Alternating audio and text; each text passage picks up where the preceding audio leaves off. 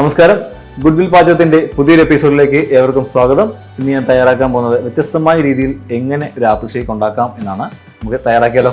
അതിനായിട്ട് ഒരു apple cut ചെയ്തിട്ടുണ്ട്, അതിലേക്ക് ഇട്ട് കൊടുക്കാം. കുറച്ച് ചോക്ലേറ്റ് എടുത്തിട്ടുണ്ട്, ഒരല്പം വാനില എസൻസ് ആഡ് ചെയ്ത് കൊടുക്കാം. ആവശ്യത്തിന് മധുരം ഇട്ട് കൊടുക്കാം. ഒരു സ്പൂണ് ബൂസ്റ്റ് ആഡ് ചെയ്ത് കൊടുക്കാം. കട്ടപ്പാലാണ് ഷേക്കിന് വേണ്ടത്. ഞാനിവിടെ എടുത്തേക്കുന്നത് കട്ടപ്പാലിന് നല്ല തണുപ്പിച്ച സാധാ നോർമൽ പാലാണ് എടുത്തേക്കുന്നത്. മുരിലേക്ക് ഒഴിച്ചു കൊടുക്കാം.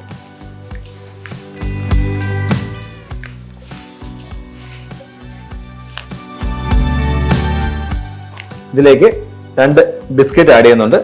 ഒരു 3 ക്യൂബ് ഐസ്. നമുക്കത് ബ്ലെൻഡ് ചെയ്ത് മാറ്റാം.